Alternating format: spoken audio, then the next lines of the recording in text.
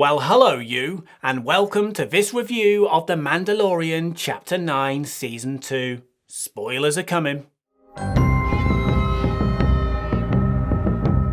Now, if there's one thing I learned from this episode, it's that it's uncool to talk business immediately. So before we get into the review, don't forget to cyber-like this video if you real world like it. I mean, take a punt, like it anyway. And by the way, the channel rebrand officially comes in next week. There's a link to a video in the description where I explain it all. Right, to business. First of all, I want to get my most important takeaway out of the way first. Of course, Season 1 introduced us to a galactic toilet, and now, thanks to Season 2, we've finally been shown a Bantha's oral hygiene regime. So the last we saw of Mando, he was blasting off to begin his mission to reunite the child with its kind, whether that be Jedi or his species. There doesn't seem to be much of a time jump here. It still looks like a show-stopping 50-year-old-ish child to me. The chapter opens on planet Banksy that we saw in the trailer, and Mando heads to the Gamorrean fight night that we also see in the trailer. It is basically the trailer up to this point. He goes to find Gora Koresh, who knows where Mando can find more Mandos, which is important for his mission with the child. By the way, you might know I love Breaking Bad. Future ambush dude in the background, he was in Breaking Bad, right? Right. Anyway, Gora can't be trusted, which we kind of knew from the trailer. A fight follows and Mando eventually hangs the information out of Gora, and we're off to Tatooine. The Marshal, directed by Jon Favreau. I have to admit I was relieved that we got to go somewhere new on this familiar old planet. Mos Pelgo, an old mining settlement.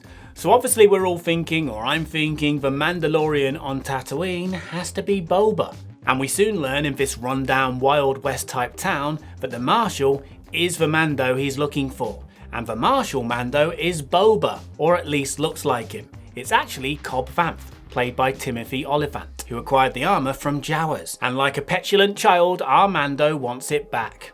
So there's a nasty crate dragon reaping havoc on the town. Sakard asks Mando to help him kill it in return for the armour. It turns out the Tuskens want in as well, which was the second time this turned into an episode of Are You Afraid of the Dark featuring Sand People. And eventually the Mos Pelgo locals are reluctantly drawn into fight in the resulting pretty cool battle sequence. The unlikely allies gain victory via literally the belly of the beast.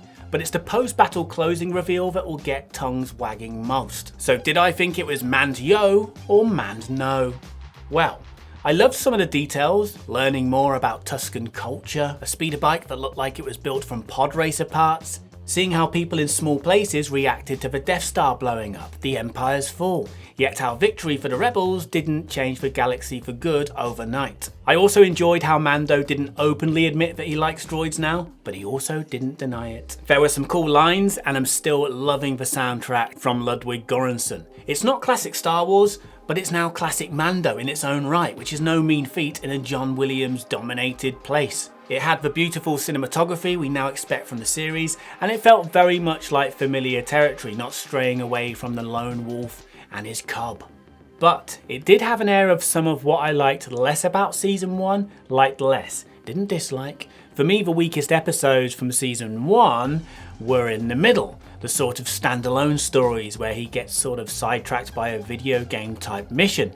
And this did have a distinct air of that, while I'm wanting cutaways to Gideon or Grief, but you don't always get what you want, and that's okay. It also reminded me of Get the Hairy Egg thing from Season 1, The Child, and pitting a community of underdogs against a beast from Sanctuary. But the Tamora Morrison reveal, presumably Boba wanting his armour back, was a great close to leave us hanging on desperately for the next chapter. So overall, not the most surprising opener, but a solid one that settled me back in nicely and left me wanting more.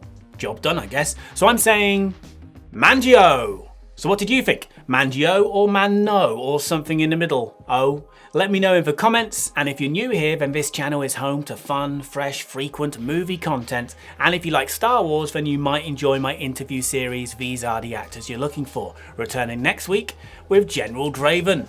Thank you for watching, and thank you to all my Patreons and to those on the Geeky Minders and Geek Age Fan Club tiers.